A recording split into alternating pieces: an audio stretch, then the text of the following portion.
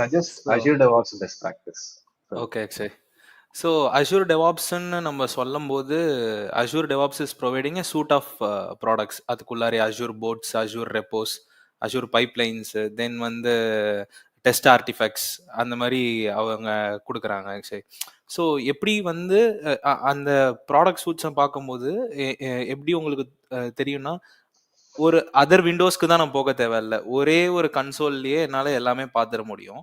So it covers the whole CI CD life சைக்கிளே அவங்க cover பண்ணிட்டாங்க அஷூர் டெவாப்ஸில். ஸோ அந்த ஐகான்ஸை பார்த்துக்கிட்டே நீங்கள் வந்து ஒரு ஒரு கன்க்ளூஷனுக்கு வந்துடலாம் தட் ஒரு டெவாப்ஸ் ஒரு ப்ராஜெக்ட் வருதுன்னா, ஒரு டெவாப்ஸ் மெத்தடாலஜிக்குள்ளார போறீங்கன்னா, you need to cover all the things. Basically CI CD ப்ராசஸில் அந்த 8 ஃபேஸ் இருக்கும் actually. Plan, code, build, release, டெஸ்ட்டுன்னு சொல்லிட்டு அந்த ஒரு 8 ஃபேஸஸ் இருக்கும். அந்த 8 ஃபேஸஸுமே நம்ம வந்து let it be AWS DevOps, Azure DevOps, எந்த GCP ஆர் நார்மலாக பிளெயின் DevOps போனாலுமே we need to cover the 4 C's: continuous planning, continuous integration, deployment, monitoring. So இது எல்லாத்தையுமே நம்ம பிளான் பண்ணணும் பேசிக்கலி. ஸோ Azure DevOpsக்கு வரும்போது start from the planning. Azure போட்ஸில் you can go ahead and link your work items to the pipelines what it's being like running. So அந்த பைப்லைன்ஸுக்கு வந்து நீங்கள் இந்த ஒர்க் ஐட்டம் சக்ஸஸ் ஆகிடுச்சுன்னா க்ளோஸ் பண்ணிக்கலாம். அந்த மாதிரி அட்டாச் பண்ணுறதுலேருந்து, ஸோ அதுலேருந்து ஸ்டார்ட் பண்ணலாம். தென் அஷூர் ரெப்போஸில் you can go ahead and enable the pull request checks. அதை வந்து நீங்கள் எனேபிள் பண்ணிக்கலாம் basically. So maximum number of reviewers எத்தனை பேர் இருக்கணும் உங்கள் புல் ரெக்வஸ்ட் செக்குக்கு. நீங்களே புல் ரெக்வஸ்ட் பண்ணிவிட்டு நீங்களே வந்து அப்ரூவ் பண்ணிக்க கூடாது. ஸோ அந்த மாதிரி தான் நீங்கள் ஆஃப் பண்ணி வைக்கணும், ஃபர்ஸ்ட் அண்ட் ஃபார்மோஸ்ட் திங்கு.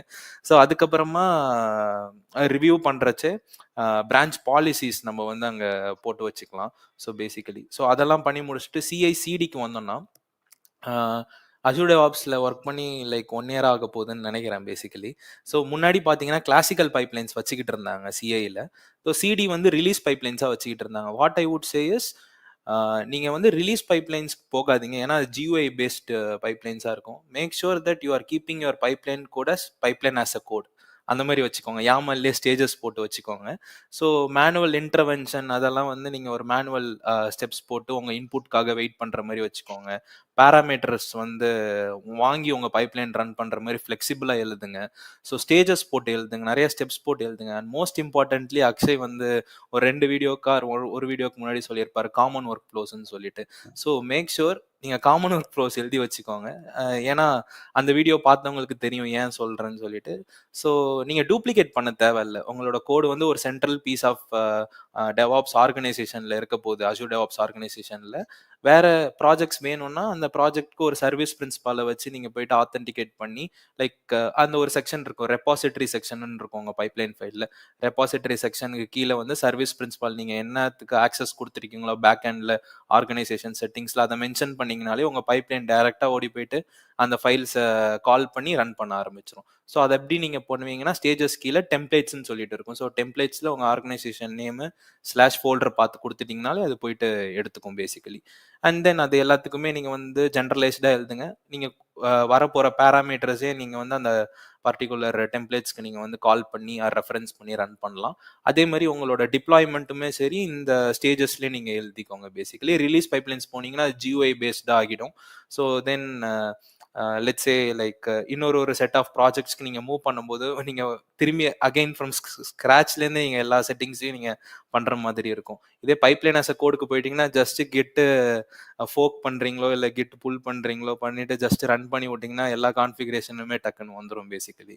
தென் ஆர்டிஃபேக்ட்ஸ்க்கு நீங்கள் வந்து நீங்கள் அஷூர் ஆர்டிஃபேக்ட்ஸ் யூஸ் பண்ணுறதுனா பண்ணலாம், இல்லைனா JFrog, நெக்ஸஸ் எதுக்கு வேணால் போகலாம்.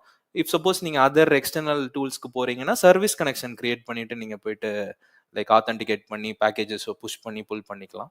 ஸோ அந்த மாதிரி ஓகே, பேசிட்டே வண்டர்ஃபுல் போகலாம். வண்டர்ஃபுல். சூப்பர். ஆக்சுவலா வந்து ஒரு இம்பார்ட்டன்ட் ஆஸ்பெக்ட் அவர் சொன்னது வந்து is to right it as reusable as possible. ஆக்சுவலா எவ்வளோக்கு எவ்வளோ ஸ்மால் சங்க்ஸா உங்களோட நான் ஆக்ஷன்ஸ்னே கூப்பிடுறேன், ஸ்மால் சங்க்ஸ் ஆஃப் ஆக்ஷன்ஸா நம்ம அதை எழுதிட்டோம் அப்படின்னா it is easily reused across multiple repositories or projects. So அதனால அந்த மாதிரி தான் வந்து நம்ம ஒரு பைப்லைனுக்கு நம்ம ஸ்ட்ராட்டஜி யோசிக்கச்சு நம்ம அந்த மாதிரி யோசிக்கலாம். பட் அதர்வைஸ் மீதி எல்லா பாயிண்ட்டுமே வந்து அரவிந்த் கவர் பண்ணிட்டாரு. வேற ஏதாச்சும் ரொம்ப ஸ்பெசிஃபிக்கா ஜனனி உங்களுக்கு கேட்கணும் அப்படின்னு நினைச்சீங்கன்னா அஜூர் DevOps ரிலேட்டடா கண்டிப்பா you can reach out to Aravind.